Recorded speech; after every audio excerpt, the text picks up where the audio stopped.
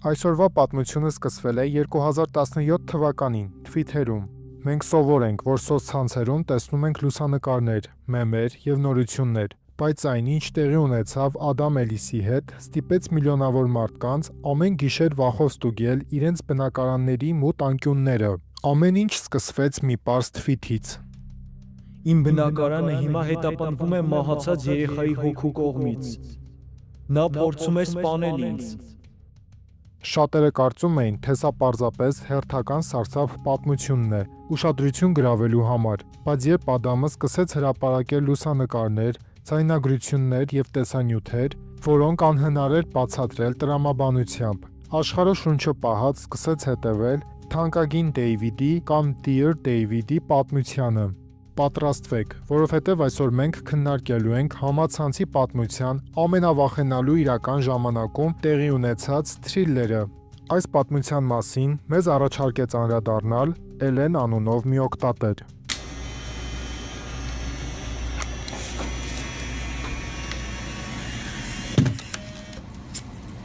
I'll leave that there.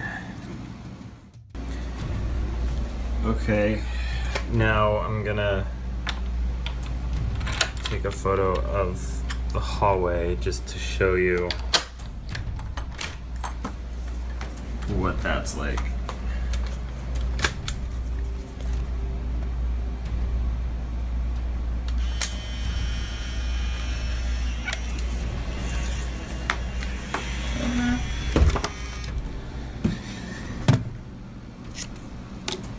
And as you can see, the first one has already developed. So let's see what this one does.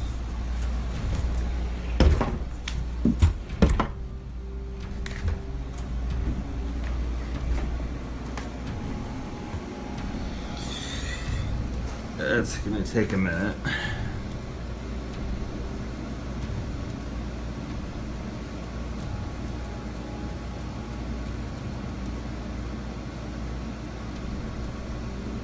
But it is developing black.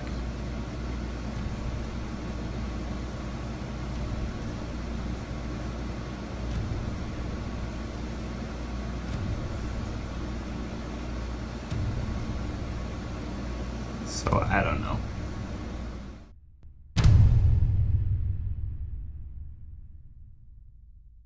Ադամ Էլիսը Նյու Յորքում բնակվող հաջողակ պատկերազարդող էր։ Նա պատմում է, որ ամեն ինչ սկսվեց սարսափելի երազներից կամ քնի պարալիզից։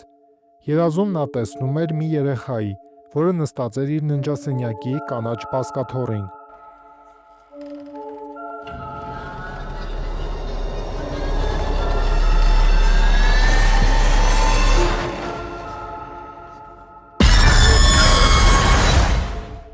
Երեխայի գլխի մի կողմը տարօրինակ կերպով սեղմված էր, կարծես նա ինչ-որ դժբախտ պատահարի էր ենթարկվել։ Մի քանի գիշեր անց Ադամը տեսնում է մեկ այլ երազ, այնտեղ մի աղջիկ մոտենում է նրան և ասում. Դու տեսել ես թանկագին Դեյվիդին, այնպես չէ։ Աղջիկը բացատրում է կանոնները։ Դու կարող ես նրան տալ միայն 2 հարց։ Եթե դիմես նրան թանկագին Դեյվիդ ձևով,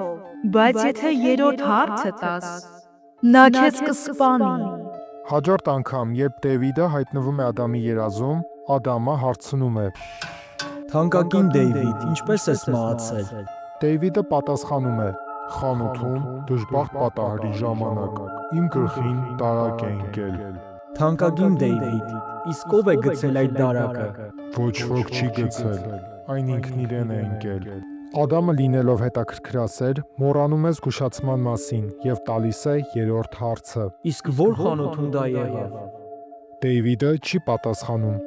Ադամը սարսափով արթնանում է և հասկանում. նա խախտել է կանոնը։ Այստեղից է սկսվում ամենահետաքրքիրը։ Ադամը սկսում է նկատել, որ իր կատուները ամեն գիշեր, ուղիղ կեսգիշերին հավաքվում են մուտքի դռան մոտ և սկսում են մլավել ու ճանկռել դուռը։ Կարծես դրսում ինչ-որ մեկը կա։ Նա տեսախցիկներ է տեղադրում տանը, բայց ամենասարսափելին լուսանկարներն էին։ Ադամը սկսեց լուսանկարել իր ննջասենյակը լիակատար մթության մեջ։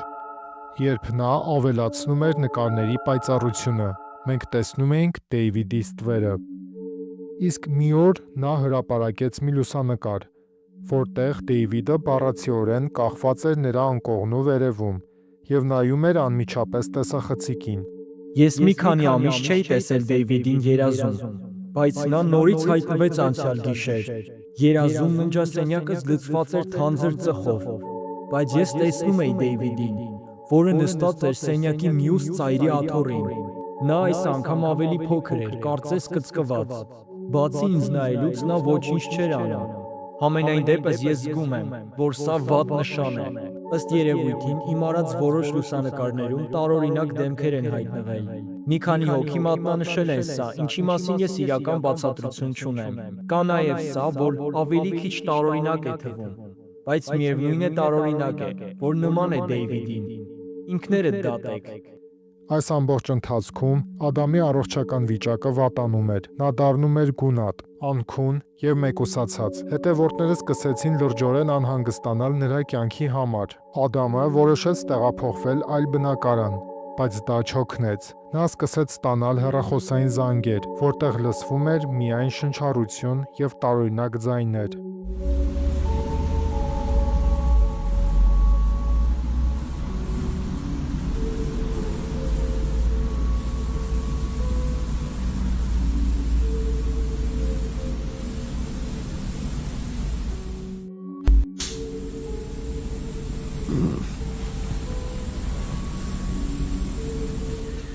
Մի օր նա մեկնեց Մոնտանա, հեռու, քաղաքի աղմուկից, բայց նույնիսկ այնտեղ, ձյունապատ անտառում, նա տեսախցիկով ֆիքսեց մի փոքրիկ կերպար, որը հետևում էր իրեն։ 2018 թվականին Ադամի թվիթերը սկսեցին դառնալ տարօրինակ։ Նա գրեց. Ես լավ եմ, ամեն ինչ կարգին է։ Դեյվիդն այլևս չկա։ Բայց մարդիկ նկատեցին, որ նրա գրելաձևը փոխվել է, նա այլևս չէր օգտագործում իր սովորական կատակները։ Շատերը վստահ էին Ադամին ինչ-որ բան է պատահել, եւ Դեյվիդը վերջապես տիրացել է նրա հոգուն։ Ի վերջո պատմությունը դադարեց։ Ադամը հայտարարեց, որ պատրաստվում է ֆիլմ նկարահանել այս պատմության հիման վրա, եւ հենց այստեղ հանրությունը բաժանվեց երկու մասի։